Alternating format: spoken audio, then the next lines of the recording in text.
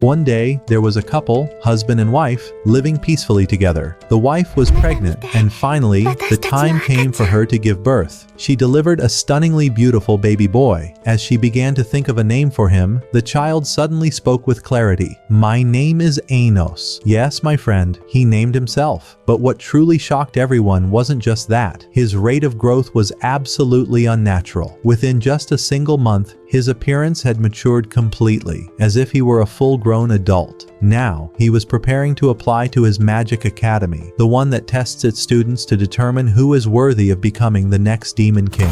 At that same moment, a girl named Misha was also on her way to apply to the same academy. As she walked, someone bumped into her, causing a letter to fall from her hand. Before she could retrieve it, Anos picked it up, read her name, and handed it back to her kindly, saying, "Be more careful with your belongings next time." And then, the two of them continued on toward the school gate. From a distance, Misha's father was cheering her on, and Anos's family was cheering as well. Though their behavior seemed a little strange, their support was genuine. While Anos and Misha were talking, a boy appeared at the school gate. He began shoving them, mocking their origins, belittling them for not being from a noble bloodline. But neither Anos nor Misha paid him any attention. They simply walked past him as if he didn't exist. That only made the boy angrier. He shouted at Anos, "I'll put you in your place. How dare you walk past me without even looking?" He began conjuring flames in his palm, preparing to attack, but with a single puff of breath, Anos extinguished the fire, leaving the boy stunned. Enraged, the boy screamed again, trying to use all his magical power to kill Anos. But our hero simply raised a hand and said, "Stop shouting." The boy froze instantly, and Anos walked away without so much as a glance. They entered the academy, and the entrance tests began. First were the verbal questions, then the magical energy measurement, and finally, the duel. Anos answered all the questions flawlessly. When it came time to measure his magical power, the crystal that gauged it shattered completely.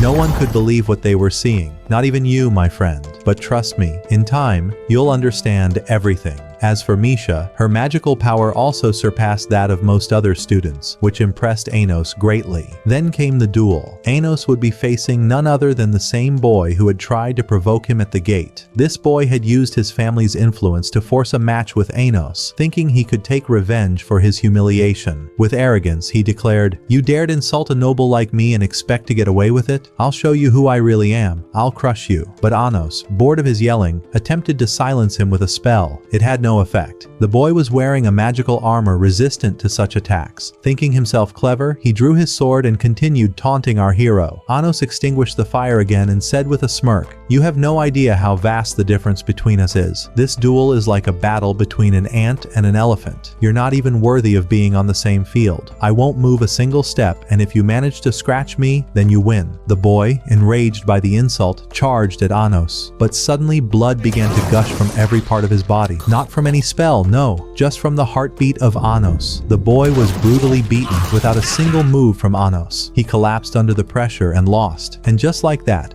Anos achieved the highest scores and passed the test with ease, but his opponent's older brother had witnessed everything. Fury burned in his eyes, and he swore vengeance against Anos. The school day came to an end, and Misha had also performed well in her exams. She went outside to meet Anos and told him everything that happened. He asked about her results, and then invited her to dinner at his home. She accepted. He took her with him, and when they arrived, his mother eagerly asked about his day. Upon hearing his accomplishments, she was overjoyed. She then asked about the girl with him, and he replied, "She's my friend. Don't worry." The mother nearly exploded with happiness. "In just a month since your birth, you've grown, entered a magic academy, and on your first day, you bring home your bride? Incredible." She called for his father, and the two parents celebrated together. They were a little crazy, my friend. Everyone sat down, got to know Misha, and shared dinner together. The atmosphere was warm and filled with laughter. Misha loved this family. She felt comfortable, welcome, truly happy. At the end of the day, Anos offered to walk Misha home.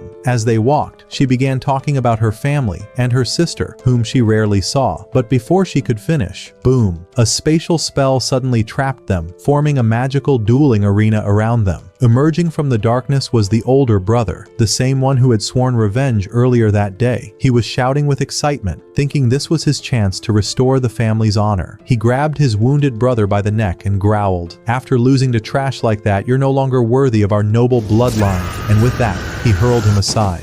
He then turned to Anos with burning fury and ordered his underlings to attack with magic. But imagine this, my friend. They couldn't even touch him. Anos activated his demon eyes and destroyed their spell effortlessly. He looked at them mockingly and said, "You really thought I'd fall to clowns like you? Come on, give it everything you've got. Maybe you'll join your brother soon." The older brother, now consumed with rage, gathered all his magical energy and roared, "This is Demon King class power. It will obliterate anyone in its path. Now, die and disappear." But suddenly, boom, Anos stood there, perfectly fine, and said, "Nice power. It might affect anyone, except its owner." Then he added, "And since you've caught my interest, here, have this." With that, Anos unleashed a special spell that resurrected the younger brother. As a zombie, he infused him with even greater power than before and said, "Go get your revenge, little brother." The revived younger sibling leapt at his older brother, screaming, "Why did you kill me? I'll finish you myself." The older brother tried to resist, to fight back, but he was powerless. Blinded by revenge, the younger brother attacked relentlessly. They remembered their final moments together and died side by side. But do you really think Anos would leave it at that? No, my friend. Boom.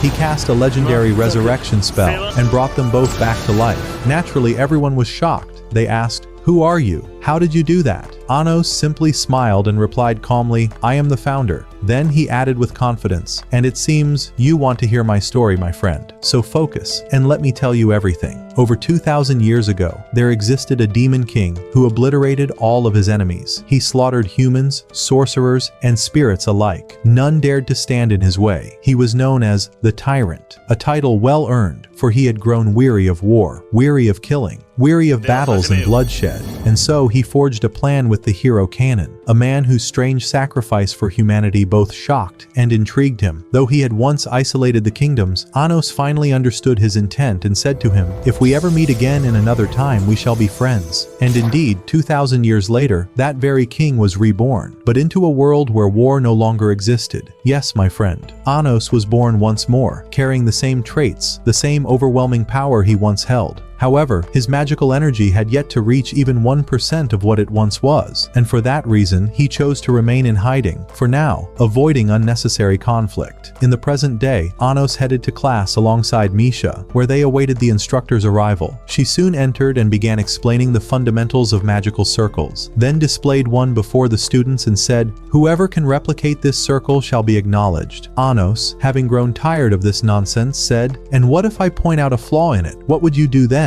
The instructor scoffed and mocked him, saying, "You think a mere commoner like you could even understand it? Go ahead, show us your skills." Anos calmly approached, replicated the circle with ease, and even enhanced its magical integrity. Everyone stood in disbelief. Even the instructor couldn't believe her eyes. After verifying his work, she simply told him to return to his seat. He complied without a word. Then came the announcement. The commencement of epic combat trials, where each team needed a leader. A girl stood up confidently and introduced herself. "I am the leader. My name is Sasha Necron." Anos, upon hearing that name, was visibly surprised. It was the same family name as Misha's. He asked her and she confirmed, "Yes, she is my twin sister, the one I mentioned yesterday, though we're not particularly close." Anos replied, "Very well." He then turned to the instructor and declared, "I too shall be the leader of my team." The instructor agreed, but no one volunteered to join Anos except Misha. Sasha, irritated by her sister's selection, approached Anos and attempted to recruit him to her team instead. Then, in front of everyone, she lashed out at her sister. "What you don't know is, she's a magical doll. Yes, a mere puppet. Useless and destined to lose you the match." Anos glared at her coldly and responded, "Even if she were a doll, what concern is that of yours? Get out of my sight before I make an example of you." Furious, Sasha activated her demonic eye, shouting, "I'll show you who I really am." But Anos too activated his own demonic eye and crushed her power in an instant. "Know your place, girl." He turned and walked away. The students were left speechless. Sasha, the class star, had just been humiliated by an ordinary boy, one not even of noble blood. The school day ended. As Anos and Misha were heading home, Sasha appeared at the gate. She said, "You've caught my attention. Let's duel. If you win, I'll join your team and serve under you. But if I win, you'll join mine and follow my every command." Anos replied with calm confidence, "Agreed, just don't come crying later." "Deal." she answered. The match was set. Both teams gathered in the forest and confirmed the rules. Each team would build a fortress, and the first to destroy the opposing team's fortress would be the winner. Sasha and her team began constructing their pristine white fortress, pouring their efforts into its design and defense. Meanwhile, Misha crafted the main fortress and placed 3 decoys to confuse the enemy about which was real. Sasha, on the other hand, fortified her fortress with magical barriers, hoping to block Anos from direct entry. But as her team discussed strategies, Anos appeared, right in the middle of the field, walking forward with unshaken confidence, as though the barriers were meaningless. "Does this idiot really think he can walk through the barrier?" one of them whispered. But they didn't know who they were dealing with. Anos, demon king of tyranny. Without pause, he grabbed the magical barrier, shattered it with his hand, lifted the entire fortress effortlessly with one arm, spun it in the air, and hurled it away, destroying it completely. Sasha and her team were stunned. What is this overwhelming power? Are we about to lose?" Sasha shouted. "There's only one option left. The legendary magic cannon. Nothing can withstand it. But we've never succeeded in activating it before," someone warned. "This time we will. Trust me," she insisted. They gathered all their magical energy into the weapon. Sasha focused hers into her eye and launched a devastating magical blast, one that bent the very fabric of nature and aimed straight at Anos. He smiled. "Impressive. Now, try this." With a mere flick of his finger, he obliterated everything. The blast, the barriers, the remaining fortresses. Nothing remained. He walked up to Sasha and asked, "Still want more?" She gasped, exhausted. "No, I lost." Misha ran to her sister in concern, but Sasha pushed her away. She then looked to Anos and said, "Fine, we're part of your team now, but don't think you're better than me just because you won today. Tomorrow my power will grow. Once I fully master my eye, I will defeat you." Anos smiled. "Sounds good. In fact, I like your eye. I'd love to see how much stronger it becomes." Sasha's face turned red, her cheeks flushed. She seemed to be falling for him. Later that evening, they returned home. Anos's mother could hardly believe it. "So, yesterday you brought home a bride, and today another one? Your father couldn't even pull that off." They sat together, ate dinner, and the mood was joyful and full of laughter. At the end of the day, Sasha reconciled with her sister Misha, and the two returned home together. Anos escorted them, and both girls were glowing with happiness. The next morning, they returned to school. Today's lesson was to explore the Demon King's castle. But before the class began, one of the 7 generals entered the room. His name was Melheis. The instructor quickly warned Anos, "Do not cause any trouble with Melheis. He does not tolerate foolishness." Anos replied, "Understood." Melheis entered, greeting the students. "Greetings everyone," but Anos responded directly, "How are you? It's been a while." The instructor nearly fainted in panic, immediately apologizing. But Melheis ignored her and asked, "What do you mean?" Anos said, "You don't recognize me?" He stepped forward, touched Melheis's head, and cast a spell. "Your memory's been erased, hasn't it?" He then released him and returned to his seat. Melheis felt something strange about Anos, but resumed teaching. He introduced the class to a special kind of magic. After the lesson, Anos approached him and asked, "How could you forget your master's name?" Melheis replied, "Something happened 2,000 years ago. I lost my memories. Today, I know only one demon king, Avos Dilhevia." Anos understood. The truth had been tampered with. History had been rewritten. He said, "Very well, Melheis. We'll continue this conversation later." And indeed, the instructor arrived and presented Anos with the leadership badge. A new mission had been entrusted to him inside the demon castle. He immediately gathered his team, Misha and Sasha, and together they stood before the castle gates. There, the instructor was waiting to explain the mission details. She said the castle was filled with treasures and weapons, something out of a dream, and that everything they found inside would carry great value and earn them the highest grades. Yet the most precious item in the castle was the Demon King's scepter, whose location had remained a mystery to all.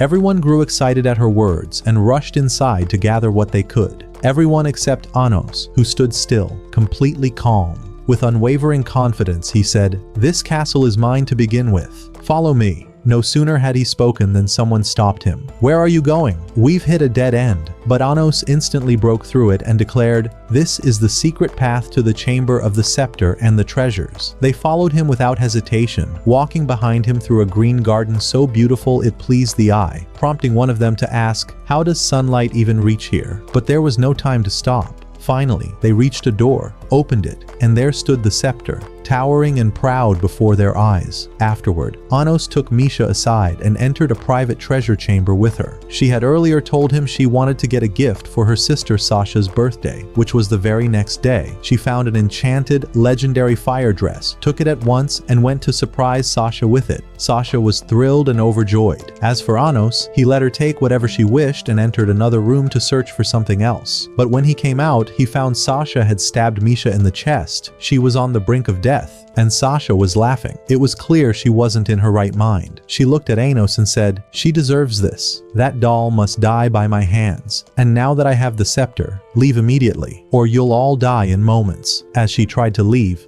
Anos stopped her. "Leaving this easily? Stay right where you are." Sasha threatened him. "If you don't let me go now, not only will you die, but you won't even make it in time to save her." He replied, "Die? I healed her the moment I saw what happened. Now tell me, why did you do this?" He knocked her to the ground and Sasha fell. Misha regained consciousness and unexpectedly approached her sister to see what was wrong. But Sasha lashed out at them, grabbed the scepter, and ran out. Anos turned to Misha and asked her to explain what was happening. She began to tell the full story so that no misunderstanding would remain. Sasha never had a sister. Melheis had performed a cloning spell, creating a duplicate of her. I am that duplicate. I lived in a different body, led a different life, grew stronger, but we were destined to die at the age of 15 and merge into one being, one with extraordinary abilities. I always knew this day would come, that I'd vanish from this world. But during the little time I had,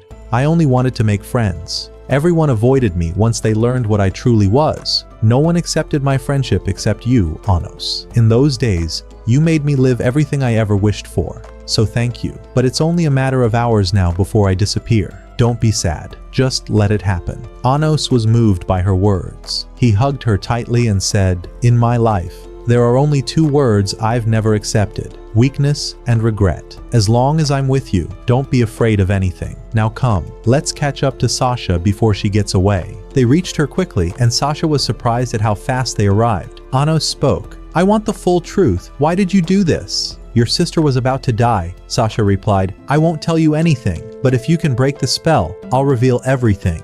She threw the scepter aside and began to sing. She spun through the room, performing a powerful enchantment that stunned Anos with its brilliance and precision. When she finished, Misha was standing on the other side. In that moment, Anos understood everything. Yes, he realized that Sasha loved her sister more than anything in the world. She had done everything to make her hate her because the spell required one condition: the other body must be seen as the original, and the fusion would occur in that body. Sasha wanted her beloved sister to be the original, so she herself would vanish from existence. But for that to work, Misha had to hate her. That's why Sasha insulted her, humiliated her, pushed her away, day after day, just to make her hate her and ensure her survival. Sasha completed her spell, joyful and broken at once, thinking this was their final goodbye. But the spell failed, because Misha, despite it all, still loved her only sister. She said, "Even after everything, I know exactly what's in your heart. I'm not angry with you." Sasha broke down in tears. "Why? I decided to die and let you live," Misha answered. "Because you mean more to me than anything. I won't let you die." They embraced in an emotional scene while Anos stood silently, watching. Then suddenly he said, "Who said either of you has to disappear? I won't allow it." Sasha cried out, "That's impossible. How can you separate a spell that's lasted over 14 years? You can't." Anos replied, "If it's a matter of time, I'll rewrite it. You were originally two separate bodies. To restore that, I'll perform a spell that separates the clone from the real body and returns everything to how it was." The two girls felt a surge of hope and asked, "What should we do?" He answered, "Just look into my eyes and leave the rest to me." He stepped closer and began to chant a tremendous spell, but suddenly, Melheis appeared and stabbed Anos in the heart with a sword, thinking he had ended him. He laughed, certain he had won. But against Anos, the Demon King, Anos stood back up, pulled the sword from his heart, tossed it aside, hurled Melheis against the wall, and said, "You thought you could kill me by piercing my heart? How foolish." Then he activated his spell. Time stopped, and he traveled back to the past, intent on rewriting history. But the spirit of time appeared to punish him, declaring, "The punishment for tampering with time is death." It extended its hand and revived Melheis, granting him the power of time. The spirit shouted, "Go forth, Melheis!" Melheis grew stronger and attacked Anos recklessly, but Anos cast a protective shield and blocked it. Just when Melheis thought he had the upper hand, Anos struck again and defeated him. Melheis vanished, thinking he had won, but Anos appeared behind him and said, "You thought you killed me? That was death? Then now, you die." Melheis activated a massive enchantment and froze time completely. Even the two girls were suspended, but he didn't know. Anos doesn't stop at time. He transcends it. Anos said, "You thought I'd stand still? Are you the fool here?" He cast a spell on Melheis and humiliated him. Then, using his power, he broke the curse on the two girls, took them back to the past, separated their bodies, and restored everything to its rightful state. As for Melheis, he watched the plan he had crafted for over 2,000 years collapse entirely. Realizing he had lost everything, he tried to escape, but Anos unleashed a surge of immense power, drew his demonic sword, struck Melheis across the face and roared, "Where do you think you're going?" The blow echoed through the chamber, and everything came to an end. After that, Anos returned to the natural world and used a drop of his own blood, a drop powerful enough to summon Misa once more, but this time as his servant. He questioned her about everything that had transpired and discovered that someone had been manipulating his magical karma, the very person responsible for executing this entire scheme. Apparently, this same individual had erased the name of the demon king Anos from history and replaced it with Avos Dilhevia. At that moment, Anos simply said, "Very well." Just then, the girls returned. They couldn't believe their eyes when they saw him alive and unharmed. Tears of joy streamed down their faces, unable to grasp that the nightmare of 15 years had finally ended. Their happiness was indescribable. Even Anos himself was deeply moved. He gave Misha a present and gently said, "Happy birthday." She smiled brightly and thanked him, and Sasha expressed her gratitude as well. The atmosphere was filled with joy and warmth. The next day, everyone headed back to school for the weapon evaluation. Anos's team was supposed to have secured the scepter, which meant they deserved a full score of 100%. However, the school informed them that the scepter had been stolen prior to evaluation, so they would only receive a score of 70. Upon hearing this, Sasha lost her temper and exclaimed, "We're not the ones at fault. You're the ones who lost the scepter. We deserve full marks. Or is it because our team leader isn't of noble blood?" But the school refused to respond, and the students were mocked and humiliated by their peers. At that point, a girl named Misa stood up in their defense. "This school thrives on class discrimination. Wake up and see it for what it is," she shouted. But her words were met with laughter and even more ridicule. One student in particular sneered, "Seems like they stole the weapon just to avoid failing the test." Anos, calm and collected, replied, "Is that so?" He then walked toward the boy, activated his demonic eye, and said, "As for the scepter, it's right here." He extracted the scepter from within the student's body, right before everyone's eyes, and handed it to the faculty. "Next time, if you want to hide something, pick a place I can't reach," he said, before walking away. The entire school was stunned into silence, and even the teacher could do nothing but immediately start the next lesson. Swordsmanship. Before the lesson began, Anos was standing with the girls chatting when Misa entered to thank him. "I don't know how to thank you. You exposed the truth, and I truly admire you. Your way of thinking, your strength. I am certain that you are the real Demon King."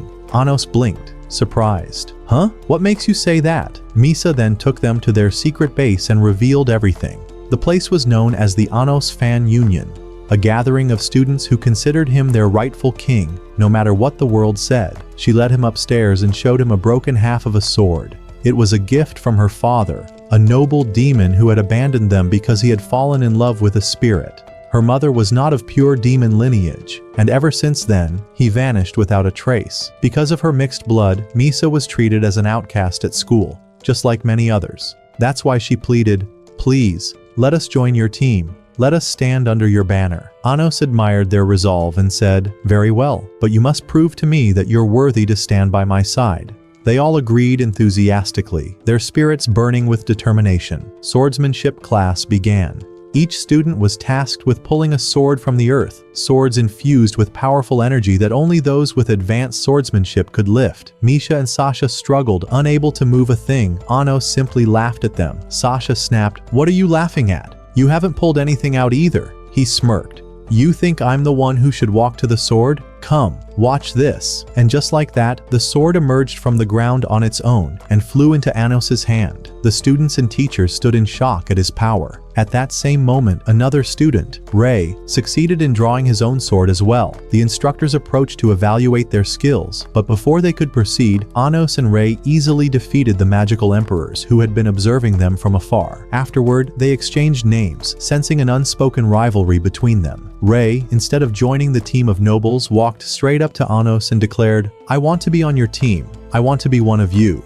The entire school was stunned. "You want to join a team without noble blood? Have you forgotten your noble heritage?" they asked. But Ray responded, "If Anos isn't noble, then no one in this school deserves to be called noble. My decision is final." Anos smiled at his words but added, "If you wish to join me, you must prove your spirit. Tomorrow morning, you and Misa's team will face me in battle. Show me what you've got." Morning arrived. Everyone split into teams and began fortifying their castles. Anos used teleportation magic and appeared directly before Ray to confront him. Sasha attacked the girls with a massive stone golem. The battle had begun, but Anos said to Ray, "Those girls wouldn't have summoned that golem without your help. You must have provided them with your magical energy." Then he added, "Very well, since you've lowered your power, I'll fight you with this," picking up a tree branch from the ground. Ray felt insulted. The duel began. Their strikes so powerful they split the ground beneath them. Meanwhile, the girls united and launched a magical cannon, destroying the golem. Believing they had won, they celebrated.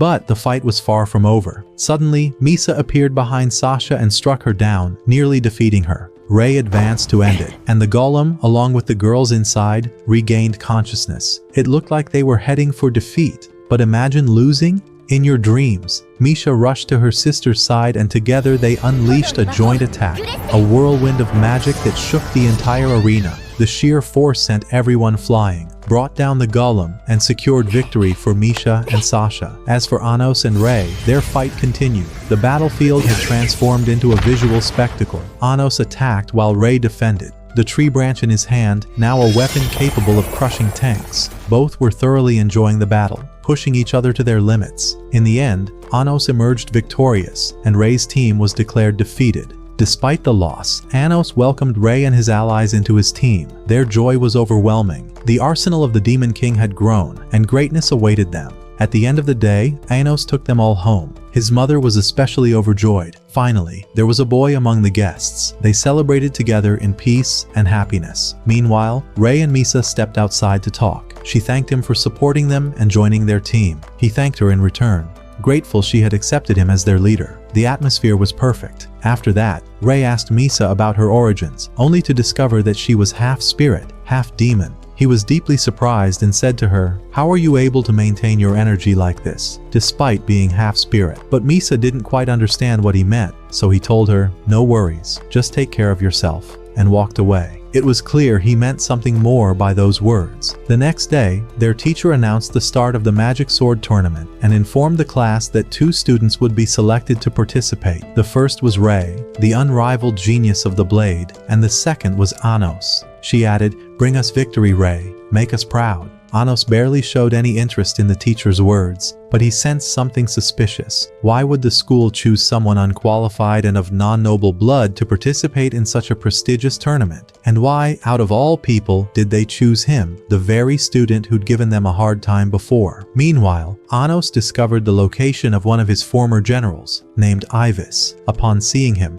Ivis collapsed to the ground, weeping with joy. "I can't believe you're alive again, my lord. You've done what no one else dared to do." Anos interrupted him, saying, "Forget the tears and get to the point. How do you still remember me?" Ivis replied, "After you allowed the hero to kill you and erected the barrier between demons and the other races, I was outside the demon kingdom, wandering.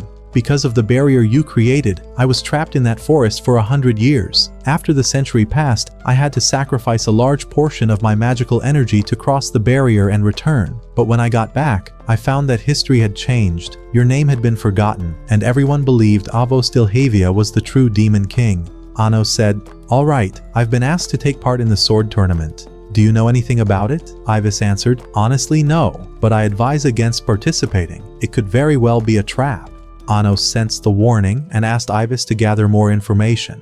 Then he rushed home, where he found Misha waiting with a meal she had prepared. She seemed to have started recognizing him as her husband. Even Anos's mother was overjoyed that Misha had made the food. The atmosphere was warm and cheerful. As for his father, he had already left to forge a special sword for Anos, before even knowing his son would enter the tournament. Incredible. Judging by his mother's expression, it was clear she already believed Anos would compete. The next day, Anos took Misha out for a stroll to thank her for the delicious meal. Misha walked beside him, beaming with joy. They entered a small shop and Misha said, "This place is called the Treasure of Memories. Here, finely crafted artistic pieces are sold for an incredible amount of money." She even pulled out a miniature replica of the dinner table they sat at last night, clearly thrilled. The shop owner was impressed and said, "Your latest piece will sell for a great price. Please keep making beautiful works like this." But Anos turned to Misha and said, "How about I give you a piece of art no one could ever replicate?" She smiled and said, "Go ahead, my love." Anos focused his magic and crafted a tiny replica of the entire city, perfectly detailed and no larger than a small ball. The shopkeeper was shocked. "I'll buy it. Take the whole shop. Just sell it to me." But Anos refused and left with Misha. He then turned the miniature into a ring, slipped it onto her finger and said, "This is my gift to you for that delicious meal. And if you ever want to see the city again, just look through it." Misha was overjoyed with the gift. They later went to a restaurant, where Ivis appeared in disguise as a cat, and informed Anos of the information he had gathered. He confirmed that Avos de la Via was indeed participating, and warned him again that this could be a trap. Anos took the warning seriously. He and Misha then went to the hospital and found Ray there. When asked why he was visiting, Ray said, "It's nothing. My mother is sick, and I came to see her." Anos replied, "If she's unable to move, let me help. I can heal her completely." But Ray answered, "Even you can't help her, Anos." He walked away, visibly saddened. Anos sensed something strange and asked Ivis to investigate both Ray and his mother. There had to be a secret behind them. Days passed, and the tournament day arrived. Anos showed up with his mother, who was beyond proud and excited to see her son compete. His father was still working on the sword and likely wouldn't finish in time. Ivis arrived and informed Anos that Ray's mother had spirit disease. Her body was deteriorating and vanishing, and no one could save her because she was half spirit, half demon. Her end was near. As for the tournament, everything seemed to be going according to plan, but it was likely a trap. Anos understood the message and decided not to compete to avoid falling into the trap. The first battle began and Anos was supposed to fight, but he never entered the arena. Everyone started insulting him, calling him a coward who fled the battle. His mother was deeply hurt and shouted, "Anos is no coward. My son is kinder and braver than any of you, and I know he'll fight." At that moment, his father arrived, injured but carrying the sword. "Sorry I'm late," he said, "but I forged this sword with my own hands. I hope you like it." Anos was moved and told Misa, "I've decided to fight. If it's a trap, I'll smash through it. If there's an obstacle, I'll crush it. I won't back down from someone who hides his face like a coward. What I want most right now is to see the joy in my parents' eyes when I enter the arena." And so, Anos made a grand entrance and said to his opponent, "Sorry for the delay, but I'll finish you in a single minute." Everyone was stunned by his boldness, thinking he was joking. But Anos wasn't joking. He humiliated his opponent, effortlessly deflecting all his attacks, even counting the seconds mockingly. When the opponent launched his most powerful attack, Anos crushed it with ease and said, "Your time's up, my friend," before finishing him off with a single devastating strike. The crowd erupted in cheers. Girls sang his name and screamed with joy. His parents were overflowing with pride. Even the defeated opponent asked, "How did you beat me with such a weak sword?" Anos replied, "This sword was made by a great blacksmith. You can see his effort and pride in it. It's a blade forged with pure love. Naturally, it's far stronger than yours." His father overheard those words, and tears of pride welled up in his eyes. The people around them whispered, "Who is this legendary blacksmith?" As for the teacher, she was furious, because Anos had just defeated her little brother. It was clear she didn't wish him well. After the match, Anos sat down in the waiting area. Misa congratulated him on his crushing victory. Then they watched Ray take the stage and easily defeat his opponent. Ray walked into the waiting area, visibly angry. Anos asked, "What's wrong? You seem furious." But Ray didn't answer and said bluntly, "I want you to give it your all, because I've decided to kill you." Anos smirked and replied, Perfect. Show me what you've got. Rei attacked with his sword, but Anos blocked it with his bare hand. When he struck Rei in the chest, Anos sensed something strange, and Rei quickly withdrew his blade and fled, raising Anos's suspicions. He suspected Rei was being threatened or watched, and his mother was somehow involved. Both fighters continued to win their matches until they reached the final round, scheduled for the next day. Anos left with Misha to visit the hospital where Rei's mother was. Meanwhile, Anos's mother decided to hold on to the sword to deliver it to him during the final match, knowing that a single loss would eliminate him from the tournament. Anos agreed and left a few guards with her for protection, then headed off to the hospital with Misa. When they arrived, they saw Rei's mother nearing the end. Her body was on the verge of vanishing, having reached the final stage of the spirit disease. Her form could disappear at any moment. At that time, Misa didn't understand what this illness was, so she asked Anos about it. He explained, "This disease affects souls that have lost their legacy. There is no cure for it, unless the mother awakens and regains her heritage. But right now, she isn't speaking, and it's hard to get anything from her." Suddenly, the mother's hand moved. She awoke from her coma when she heard Misa calling Anos. She looked at him and said, "Are you Rei's friend? He always came to visit me and spoke about you with great joy. He truly felt happy when you defeated him. He was always alone, unmatched in swordsmanship, but when he lost to you, he felt something different. He talked about you all night. Please stay by his side, Anos. Be his friend always." Anos was stunned by her words and asked, "How did you wake up?" She replied, "I don't know, but something about your presence, or maybe something else, brought me back." But her body seemed weak. She could barely speak. Anos quickly asked her about her legacy in hopes of healing her, but she couldn't remember anything, not even what her heritage was. After further questioning, Anos discovered that she wasn't Rei's real mother. She was half spirit, half demon, just like Misa. An idea struck him. He stepped closer and performed a dangerous spell that linked the core energies between Misa and the mother to restore her vitality. The spell was extremely risky and could kill them both. But Misa, knowing this, chose to sacrifice herself. She agreed to perform the spell, even if it cost her life. At the same time, Anos's mother was walking home with the girls when suddenly that teacher appeared. She approached Anos's mother, demanding the sword. The mother refused, saying, "This is Anos's sword. I must keep it safe and give it to him tomorrow." The teacher replied, "I know, and that's why I'll take it by force and make an example out of him at school. I'll ensure he loses tomorrow." She tried to grab it, but the mother resisted. The teacher knocked her to the ground and beat her severely, breaking her legs. Then she said, "You brought this upon yourself. Since you wouldn't hand it over peacefully, I'll take it by force." She prepared to strike the final blow, but the girls intervened, using their magic to block the attack. The teacher didn't stop and kept attacking with brutality. The girls didn't give up. They were struck, burned, but stood again. The mother watched their suffering helplessly. Her legs were broken, she was collapsing, and death seemed near. The teacher raised her hand for the final strike. Boom! Anos appeared, blocking the attack. He healed his mother and thanked her for protecting the sword. Then he healed the girls too, saying, "What you've done, I'll never forget. Thank you all." Tears filled the girls' eyes in disbelief. Before the teacher could speak, Anos silenced her with magic, suspended her midair by her throat, and said, "What I hate most is someone laying a hand on my family, and for that, you must face the full punishment." He teleported her to the arena and began lashing her. She tried to resist, but it was over. Anos showed no mercy. Meanwhile, Misa was still with the mother when Rei arrived. Seeing her standing there, he grew suspicious and raised a dagger to her neck. She quickly explained everything without mentioning Anos and said, "I'm sharing my legacy with her. It's almost complete." But Rei struck her, knocking her unconscious, saying, "If you'd continued, you would have died. Thank you for everything." He then sat by his mother, shocked to hear her speak. She thanked him for all he had done. Rei couldn't believe it. He asked, "How are you talking? What happened?" She replied, "I want you to leave me and live your life. Smile again." She recalled the past, how she had found and raised him. "Life with you gave me all I ever wanted. Take care of yourself. Don't worry about me." Rei listened, filled with sorrow. Afterward, he left to prepare for the match.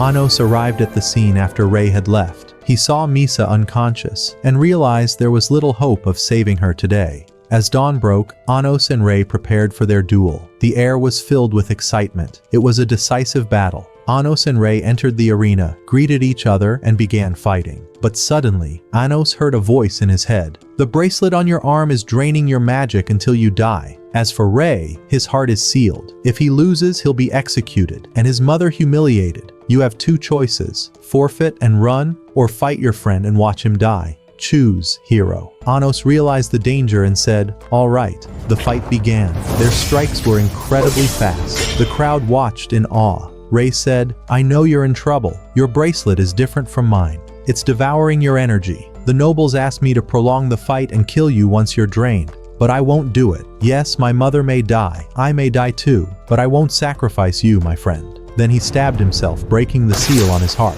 "I have less than an hour to live. Let's fight seriously and see who's stronger, my friend." Anos was moved. "Well done. That's what I expected from you. Forget everything. Focus on the fight. I'll give you the thrill you deserve." The real battle began. Strikes flew from all directions. Rei was enjoying himself. He even managed to wound Anos's arm. Anos struck back. The clash continued until both were exhausted. Rei could barely stand. He said, "Shall we end this?" Anos nodded. "Agreed." They charged at each other.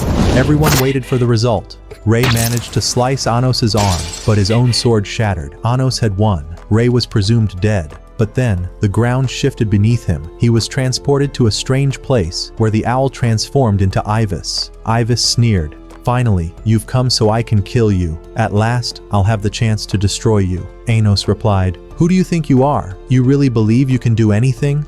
Ibis said, "Haven't you realized? Over 90% of your magic has been drained. You've already been sentenced to death, Anos." He opened a portal and summoned two demons to finish the job, but suddenly, their heads were severed. It was Rei. He had regained consciousness. It turned out everything was part of Anos and Rei's plan. Anos's strike wasn't fatal. It was to destroy Rei's bracelet and save him. Ibis smirked. "I knew you'd do that. Don't worry, I came prepared." He revealed Rei's mother bound and threatened, "If you won't kill him, I'll kill your mother right now." Anos and Rei dashed forward to save her. That was exactly what Ibis wanted.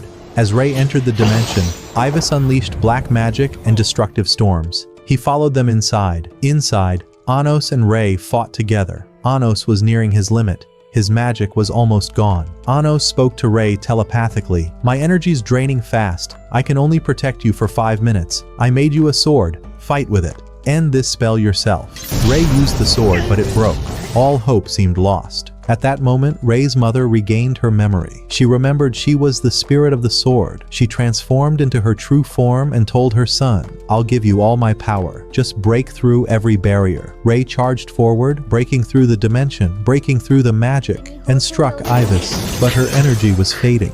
She said her final goodbye and vanished, wishing her son a safe future. After Anos witnessed what had happened, his excitement surged as he declared, "There's no turning back now." Boom! He activated his power and transported himself to where Ibis was, trapped in the sealed world, muttering as he arrived, "Where are you, coward? Do you think you can run from me? I swear, I will tear you apart." Ibis responded with an immediate attack, surrounding Anos with his signature dark energy, believing he had claimed victory. But Anos shattered the assault effortlessly and said coldly, "Do you truly believe that pathetic bracelet of yours drained my power? Who do you think can defeat me, the Demon King himself?" Boom! Anos unsheathed his sword and launched at him, while Ibis desperately retaliated with all he had. But it was already over. His fate was sealed. Anos struck a blow that severed Ibis's leg and sent him crashing to the ground. Ibis attempted a counterattack but failed, and Anos delivered a decisive strike to his head, ending the creature that had possessed him. Ibis returned to his senses, confused and unaware of who had manipulated him. Moreover, the two individuals whom Anos had previously killed, he restored them again, once he eliminated the creatures that had controlled them. Afterward, Anos turned to his side and finally saw him. Yes, it was Avos de la Via, the root of corruption, who had been pulling the strings behind his followers, clearly harboring no goodwill. But Avos retreated into the wall after his plan failed, disappearing without a trace. At that moment, Anos gripped his sword and turned back time. Everyone saw him. realizing he had won the battle, and no one could believe it. Even his father and mother were overwhelmed with joy, unsure how to express their happiness. Then Anos raised his sword to the sky and said, "This sword was forged from my father. It's the reason we triumphed in this tournament. If anyone ever seeks a sword from this day forward, there's no need to search far. You now know the way." His father, bursting with pride, could hardly believe it, and the beauty of the moment was beyond words. At the same time, Rei had regained consciousness after the battle. He was happy they had won,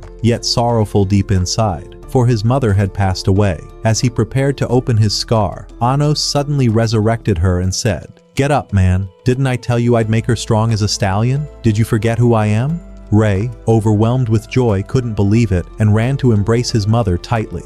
He asked Anos, "How did you do this?" Anos replied, "It was quite simple. I only needed to understand her full lineage and heal it. When she transformed into a sword in your hand and wounded Ivis, I had everything ready to restore her. I was simply waiting for the perfect moment, and what a perfect moment it was." Upon realizing all that his friend had done, Rei thanked him with heartfelt emotion and said, "From this day on, you're my brother." Finally, as the tournament concluded, Anos was crowned champion, and Sasha came forward to present the prize, a magnificent sword unlike any other, and beside him stood Sasha herself, radiant as the moon. Anos was overjoyed, while Sasha, though shy, was stunning beyond words. The day ended, and peace reigned. But that night, as Anos slept, he had a strange dream, one from the past when he had visited the hero Kanan in the human capital to negotiate a ceasefire. At first, Kanan refused to hear him out, but Anos managed to convince him, and just as they were about to talk, boom, Jirga, Kanan's mentor, appeared, harboring a deep grudge against Anos and all demons for killing his family. Jirga furiously attacked Anos and shouted at Kanan, "Don't listen to this demon. The world will never know peace until all demons are wiped from existence." He lunged at Anos, but Anos struck him in the head and said, "Don't pretend you're the pure one. You people killed my mother when I was a child." Then he turned to Kanan and said, "If you still wish to talk, I'll be waiting in my castle," and vanished. Kanan rushed to help Jirga, but it was too late. Jirga's hatred remained unquenched, and he swore vengeance on Anos and all demons, setting into motion a future plan to annihilate them all. And now, focus. What's past is only the beginning, and what lies ahead is on a whole new level. The next day, Anos woke up and headed to class with the girls. The academy had changed drastically since Anos had destroyed it. A new instructor arrived and informed them that they were now required to participate in a joint training exercise with the human realm, specifically with the Hero Academy of Kanan. Within 3 days, they would depart, and they had to master teleportation magic within just a week. Anyone who failed wouldn't qualify for the tournament. Everyone agreed, and she began explaining the method, but as always, Anos suggested a superior approach, astonishing everyone again. With only 3 days remaining before the tournament, Anos and his team began training to surpass the Hero Academy students. Since Anos didn't need any training himself, he merely supervised, teaching them combat, weapon mastery, and all the skills they needed until the day of departure. Before leaving, Anos spoke to Ivis and asked him about the Hero Academy and what was happening there. Ivis replied, "That academy was created to house Kanan's body after his reincarnation. There are individuals claiming to be his reincarnated form, but the information is unclear. You'll need to investigate it yourself." Anos responded, "Understood," and began preparations for departure. Students from all years, 1st, 2nd, and 3rd, gathered and formed strategies to reach the academy quickly, unaware that Anos didn't require any of it. Boom! In a single instant, Anos used teleportation magic and took them all there. Everyone was stunned, but to Anos, it was merely a basic ability. Since they arrived early, they decided to split up and explore the city. Each went their own way, and eventually, Anos and Sasha walked together. Sasha, deeply impressed by him, blushed in admiration, while Anos was gleaming with joy, teasing her, saying, "Your mother must be a bee, for you've brought all this sweetness, and those lovely eyes, surely they belong to a graceful gazelle." Despite her embarrassment, Sasha was delighted. They reached the academy, and just as Anos was about to open the gate, a girl named Eleanor, the deputy of the Hero Academy and host for visitors, stopped them and said, "We're not accepting guests right now due to joint training with the Demon King Academy." Anos replied, "Well, we're from that academy, and we're just here to explore, nothing more." Eleanor was surprised by their swift arrival, but welcomed them and guided them to the library, becoming their personal escort. Sasha noticed a portrait on the wall and asked Anos about it. He recognized it and said, "Yes, that's Hero Kanan. Once my arch-rival, we tried to kill each other thousands of times, but in the end, he became my friend, and I wish to see him again." They arrived at the library and Anos examined the recent historical records, discovering that Avos de Levia's influence had reached this place too. No one remembered the true name of the Demon King anymore, and history had been completely altered. Anos, who had sacrificed himself to build the barrier and end the war, was now painted as a human hero. Sasha, upon learning this, became furious, but Anos calmed her, saying, "It's only natural for them to rewrite history to make it easier to accept. After all, do they truly want to admit that it was the Demon King who saved them?" Anos then asked Eleanor about Kanon's reincarnation and his whereabouts. She answered, "He has 4 incarnations, each possessing a portion of his power. 2 of them are on the 2nd floor of the library." But before they could continue, one of the incarnations appeared, wearing glasses, arrogant beyond reason, acting as though no one on earth was his equal. Then came the second, impulsive, overconfident, mocking the Demon King Academy and saying, "You're nothing but weak demons." But Anos turned to Eleanor and asked, "Where are the incarnations? I don't see them. These are fakes." One of them snapped and attacked, yelling, "I'll show you who's fake, you failure." Boom. With a single glance, Anos turned him to ash. The other tried to intervene, but his partner stopped him, saying, "You've lost. Don't embarrass us further." Realizing the truth of his inferiority, the attacker backed off. Later, Anos stepped outside to speak with Eleanor. "Since I haven't found what I came for, I'll take my leave," he said. But she stopped him and asked, "Why are you searching for Kanon?" Anos replied, "I made him a promise 2,000 years ago. I've come to fulfill it." She said, "There's no need to search. Kanon is dead. He won't be reincarnated again because the one who killed him wasn't a demon. It was a mere human." Anos paused, nodded, and walked away, sensing she was hiding something. A week had passed, and all the students had finally arrived at the academy grounds. But when they saw Anos and his team already there, they couldn't believe their eyes. They had been completely convinced that they were ahead. One student asked the teacher in disbelief, "How long have they been here?" She replied, "They arrived a week ago, the very moment I told you all to set out. But don't dwell on it. Not everyone is the same." As they talked, a boy named Revisto appeared.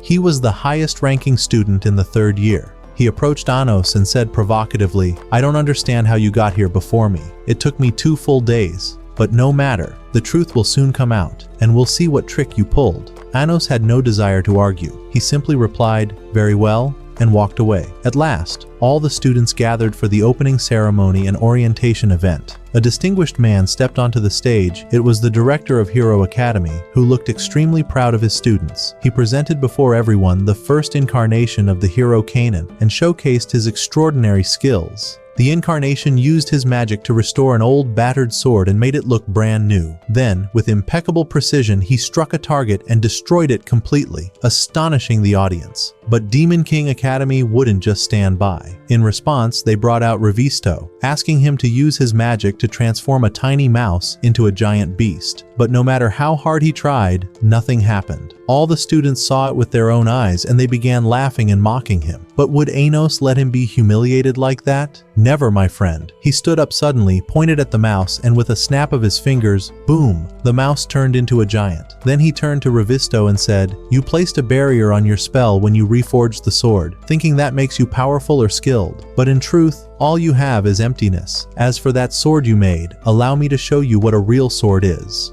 And boom. Anos forged a radiant holy sword, one that dazzled everyone with its brilliance and power. Even Ego, the head of the school, couldn't believe his eyes. In that moment, Anos restored the honor of the Demon King Academy. The tension began to settle down, but Revisto, who had just been humiliated, only grew more enraged, as if he had no intention of letting this slide. Later, Anos returned to his room to receive the information he had requested from Ivis. He asked if Kanon had truly been killed by a human, but Ivis denied it, saying he had searched every historical record and found no proof to support that claim. He added, "But I did find something strange. While searching for information about the hero Kanon, I found a legend that says, when darkness returns to the land and murder rises once more, you must place your trust in him. Yes, he will return and protect you again."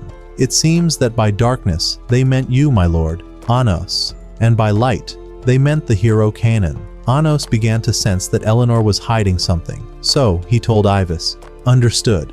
That evening, he went out for a walk with the girls. The mood was wonderful. Meanwhile, Rei and Misa were walking together as well. Rei thanked her for sacrificing herself for his mother before. She replied, "No need. Don't trouble yourself over it." They kept strolling and laughing the night away, and eventually, Rei took out a necklace and placed it gently around her neck. She was filled with joy, utterly delighted. "Seems like the bait has caught something, my friend." The next morning, the girls started asking Misa about the necklace and about Rei, teasing her, "Don't forget to invite us to the wedding." At last, everyone arrived at the lake, where a new challenge would begin between the two schools, the castle trial, Hero Academy versus Demon King Academy. Who will win? The four incarnations were brimming with confidence, thinking they could easily defeat Anos and his team. But Anos, ever ready, said, "Let's go turn the tables." Revisto refused to participate in a team effort and told the teacher, "My companion and I will handle this challenge ourselves. We are nobles and deserve the highest merit."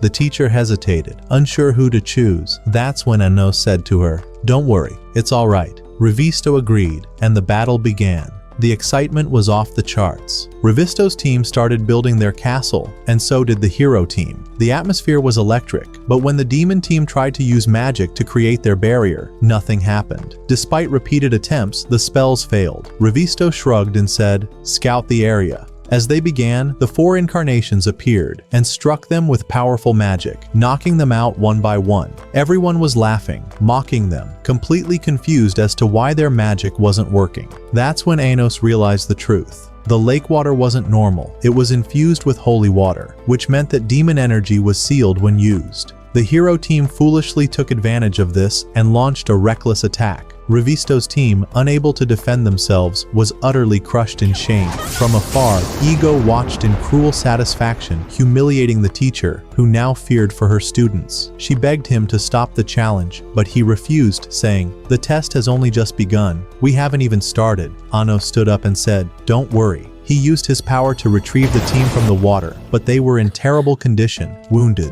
broken, utterly defeated. Ego was pleased, and when the teacher tried to heal them with magic, the holy water made it nearly impossible. Anos approached Revisto to heal him, but Revisto refused at first and apologized for not listening. He said, "I know I don't have the right to ask you for anything, but please, avenge me. I want revenge." Anos smiled and told him, "Don't worry, justice will be served." Then he healed his body and called his team together. They were ready for battle. Though the lake still held holy water, the hero team thought victory was guaranteed and continued to mock them. But Anos, calm and confident, flew above the lake and said, "All right then. It's time." He unleashed a massive fire spell that incinerated the lake's surface. The holy water evaporated completely. Everyone was stunned. Ego was on the verge of collapse from the shock. Then Anos turned to his team and shouted, "Let's begin the second round." The heroes rushed to the ground, fired up and ready. The real battle began. Each team took position, and the hero team quickly built their fortress, along with barriers that empowered their allies and weakened demons who entered. A fourth member joined them, Zisha, the strongest incarnation of the hero Kanon. At that moment, Misha asked Anos, "What should we do?" Anos went straight into action. He launched a supernatural blast toward the hero fortress, but Zesha intercepted it at insane speed, with savage force. It seemed they were in for real trouble, so Anos and his team formed a counterplan. He and Misha entered the barrier to construct their own castle. Misha was weakening under the barrier's energy, but Anos said, "Build the castle. I'll protect you here. Don't worry." When the other team saw Anos's confidence, they attacked him with all they had. But Anos unleashed his power. Boom! Everyone flew back and crashed. The castle was completed. Anos then assigned each member to face an incarnation in individual battles. Sasha faced one of the incarnations and stole his magic ring. He grew furious, trying to get it back with all his strength. She dodged every strike, reading his every move. Enraged, he drew his sword and landed a hit, retrieving the ring and using it to create a massive barrier trap around her. He smirked, thinking victory was his. But suddenly, he collapsed, bleeding from every direction. In panic, he asked, "What did you do to me?" Sasha smiled and replied, "Did you really think you'd take the ring that easily? Now, taste a little torment." The boy couldn't believe what was happening. He shouted, "You'll stay trapped inside these barriers forever." "But do you really think that would happen, my friend? Impossible." Suddenly, Sasha activated her demonic eyes and finished him off. She then shattered all the barriers, thus eliminating the first of the 4 remaining incarnations. Now, let us move on to the next battle, Rei and the boy accompanying him. At that moment, the boy had activated gravity magic against Rei, rendering him completely immobile. He arrogantly declared, "You are now trapped within a magical domain. There's nothing you can do. Surrender, my friend, and let me slice through your body with these blades." The wound caused by this sword never heals. He boasted proudly, certain that victory was near, until Rei, unfazed, calmly severed his arm and mocked, "You really think your gravity magic can bind me? That might work on your mother, but not on me. And by the way, this sword of yours looks rather interesting. Let me give it a try myself." Shocked by his severed arm, the boy quickly regenerated it using his own powers and warned, "This sword carries a unique curse. A demon like you won't even be able to hold it." But Rei had already picked it up, without hesitation.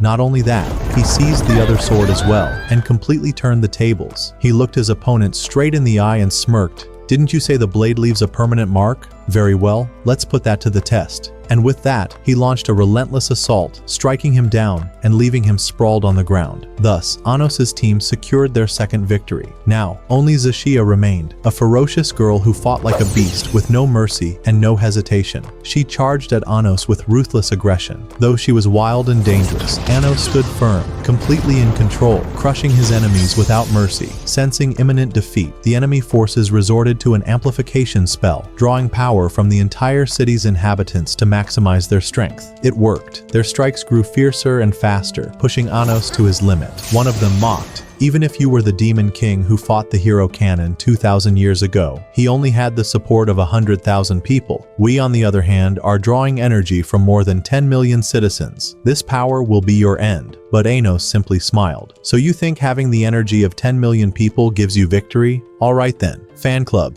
can you hear me?" The girls responded in unison. "Yes, we hear you. Sing my song," Anos ordered. "Focus all your power on it. Let's flip this battle upside down."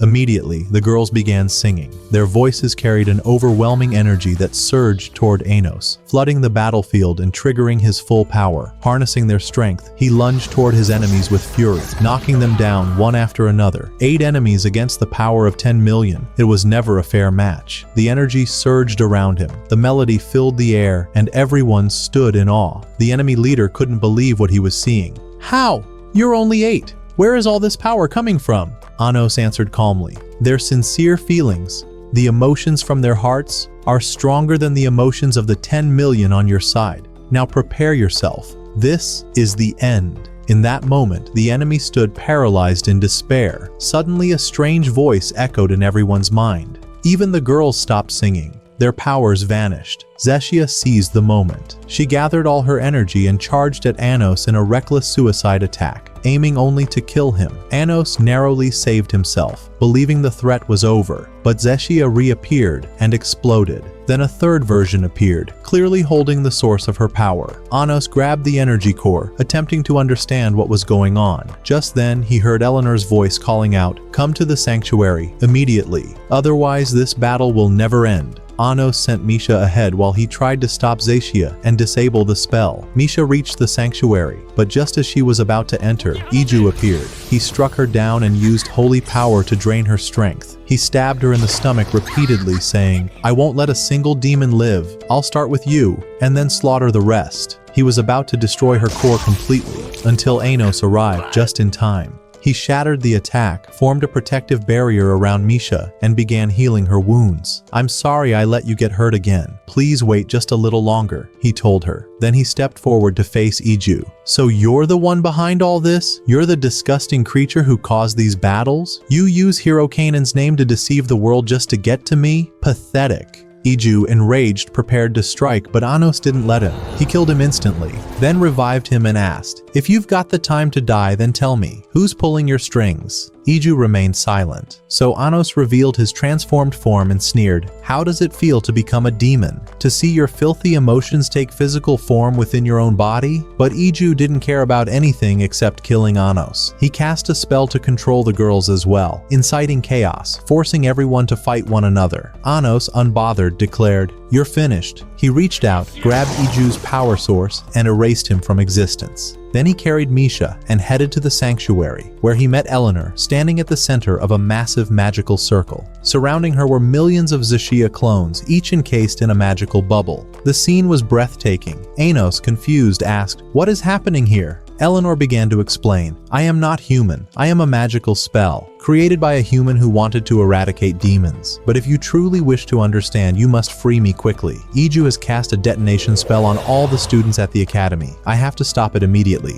Anos freed her, and she began undoing the curse from the students. Then she started recounting the truth from the beginning. After you, Kanon, and Jirga created the barrier and disappeared, Jirga wasn't satisfied. His heart overflowed with hatred toward demons. So he created a spell that would transfer that hatred from generation to generation, endlessly. But the hero Kanon opposed him. He told Jirga this would nullify the Demon King's sacrifice and restart the war for no reason. Jirga responded by stabbing Kanon in the chest and casting his curse on the people. He created two spells, one called Ask, which allowed the students to hear his voice, and the other, Me. Yes, I am a failed spell. I carry only fragmented memories from Jirga. That's why he left me here, to manufacture lifeless human replicas with no feelings, no purpose but to kill demons. I've grown tired of this burden, tired of watching the clones I create die one after another. Please, put an end to this madness. If you don't, the war will start all over again, and we'll be trapped in an endless cycle of hatred. The girl hadn't even finished her sentence when suddenly, one of the clones appeared and addressed Anos saying, "Save our mother by any means necessary." The girl, having heard this, couldn't believe her ears. Tears poured down her face as she struggled to comprehend that the clone had forgiven her for all the crimes she had committed.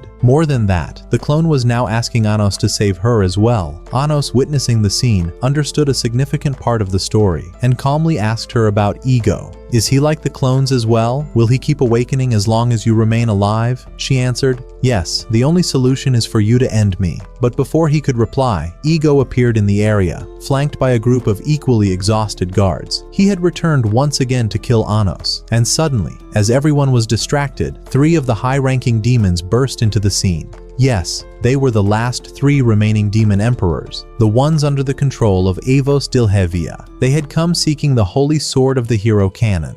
Ego knew that no one could draw that sword, but Avos had already done so. Exploiting the chaos and destruction caused by Anos, he stormed into the place and drew the sword effortlessly. Those around him tried to stop him, but it was in vain. He crushed them all and vanished in an instant. Thus, a global war was once again declared between humans and demons, and it seemed it would be a massacre in every sense of the word. Anos immediately attempted to chase after Avos to uncover his identity and purpose. He attacked him, but Avos deflected the strike with ease and said, "I will be the one to destroy all humans and purge this world of their evil." With that, he vanished after declaring war. Anos was confused. He couldn't understand the reason behind this. Meanwhile, Ego awakened once again and began live streaming to all of humanity, announcing, "The Demon King has returned and stolen the Holy Sword. We must destroy him immediately." At the same time, the 3 remaining emperors allied with Anos declared a state of war against the humans and ordered all the forces of the Demon Kingdom to unite and prepare for the upcoming battle. Everyone was thrilled and ready to fight, unaware of what they were truly heading into. Anos and the emperors united to stop the impending catastrophe and began assigning tasks. Misha and Sasha were tasked with halting the soldiers without killing them. The 3 emperors would engage the 3 emperors loyal to Avos. As for Anos, he declared, "I will confront Avos Dilivia myself and uncover who he is and what he wants." Meanwhile, Ray and Misa had their roles as well. They would cut off the soldiers' advance and stall their movements. But before leaving, Ray approached Misa and confessed his feelings to her. Then he took the necklace from around her neck, a 2-part pendant, and wore one part, leaving the other with her. It was a direct marriage proposal. He told her, "I don't know what I'm about to face or how this will end, but I promise you I will return, Misa." The girl was overjoyed, though she didn't fully understand his words. And so, the battle began. The demon army reached the borders. Misha and Sasha stood like a barrier in their path, stopping them from advancing. Likewise, Rei and Misa halted a large portion of the enemy, letting no one pass. As for Anos and his group, they began fighting without mercy, pinning down soldiers and restraining their movements. The three emperors under Avos, overwhelmed by the situation, charged into battle. Now, only Anos and Avos remained.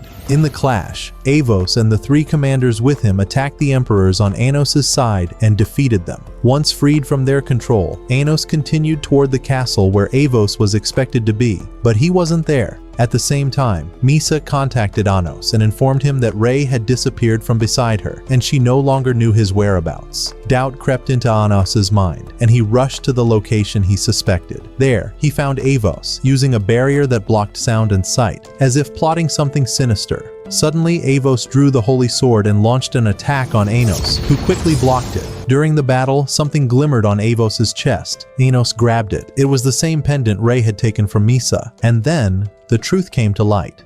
Anos called out, "Hero Kanan." It turned out that Rei was, in fact, Kanan himself, reincarnated in Rei's body, but he had told no one of his true identity and had been planning something all along. Anos asked him, "Did you come here to fulfill your promise to me? Then why did you assume my identity and distort history? Tell me everything." Rei began to tell his story and Anos listened. He said, "After you sacrificed your life, the humans betrayed me and killed me, as you saw in Eleanor's memories. After that, I clung to life, and using the sword I wield, I kept fighting, trying to change the world so that people wouldn't hate you again. That's why I changed the Demon King's name to Avos Dilhevia, because I knew that human hatred wouldn't end unless they killed the Demon King. So, I decided to become the scapegoat instead of you. I won't let you sacrifice yourself again." Anos was deeply moved and said, "Thank you for everything you've done. But I'm sorry, no one asked you to sacrifice yourself for me. I decide my own fate, and I'll overcome every obstacle myself." Rei replied, "As a hero, I was never able to repay you. I allowed the humans to start a new war. That's why I'll sacrifice myself as it was written." Anos refused, and the battle between them began, each one determined to sacrifice himself for the other. The fight erupted. Anos unleashed his full power from the start, destroying the first of Kanan's 7 energy sources, meaning Kanan still had 6 left. Anos continued his relentless assault, destroying 3 more sources. Only 1 remained, and if Kanan were to die now, he would not reincarnate again. Anos pretended he was going to finish him off. Kanan, overcome with rage, charged Anos with all his strength, and indeed, managed to kill him. That had been Anos' true goal all along, to convince Kanan to kill him. He quickly changed clothes, donned a mask, and lowered the barrier. Everyone saw the scene and believed the Demon King had been slain by the hero Kanan, recognizing him by the sword. Anos shouted with all his might, announcing the end of the battle between humans and demons, urging everyone to return to their realms until further notice. The humans rejoiced, and the battle was finally over. Yet Kanan felt immense sorrow, for Anos had sacrificed himself once again. Anos thanked him for everything he had done and said, "Don't worry, we'll always be friends." Then, he vanished from everyone's sight as the war came to an end. Misha and Sasha, upon witnessing what had happened, were overwhelmed with sadness, yet hope never left their hearts. They believed Anos would one day return. At that moment, both humans and demons began to retreat. Everyone except Ego. He refused to leave. Driven mad by rage because the war hadn't turned out as he had wanted, he ordered all Zisha clones to self-destruct. He was utterly furious and he shouted at them, "Do you think a grudge lasting 2,000 years is something trivial? Is this the benefit you've been waiting for? Is this false power the one meant to bury me? I will not rest until I destroy you all."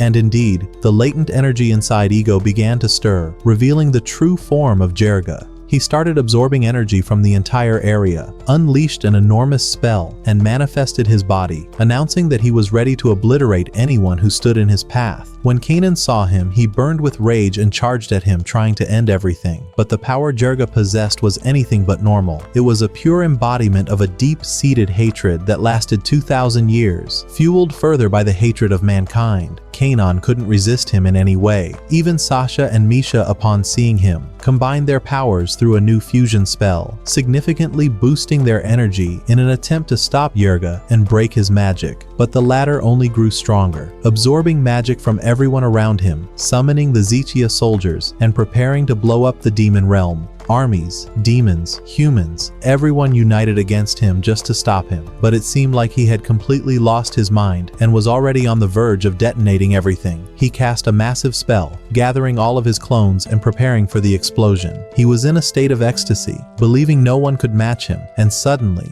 Anos appeared. With a single move, he nullified all of Jirga's magic, even across his clones. Jirga couldn't believe his eyes. Shocked, he asked, "How are you alive? You weren't supposed to awaken for another 2,000 years. Anos replied, "Yes, but my origin magic allows my being to reconstruct itself in under an hour, only if I'm struck by the same person who killed me before." Luckily, my friend didn't hold back.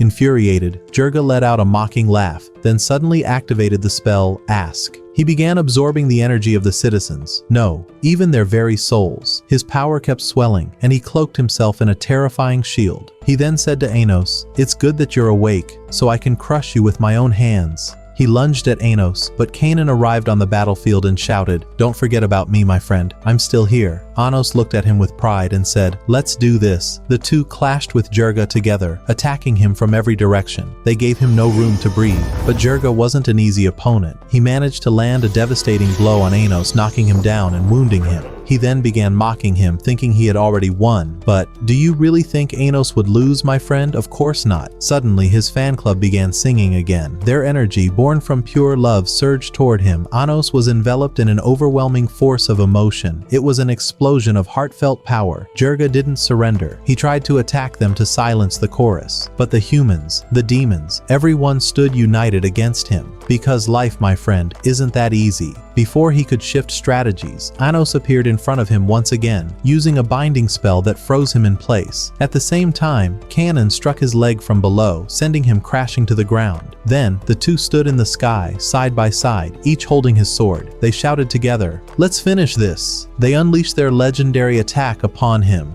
Jirga gave everything he had to block it. But do you think it worked? No, my friend. Boom! Their strike pierced his defenses and everything he had crumbled. And thus, the battle that lasted 2,000 years ended with an unforgettable, legendary conclusion. Anos and his companions were overjoyed. No one could believe what had just happened. Misha and Sasha ran toward Anos, tears in their eyes as they embraced him, overwhelmed with joy. Kanan and Misa were also present, celebrating together. Everyone gathered in the demon realm to rejoice. Anos' father and mother stood in stunned amazement. And in the end, this is where our story ends. If you enjoyed it, don't forget to let us know in the comments, my friends. Goodbye.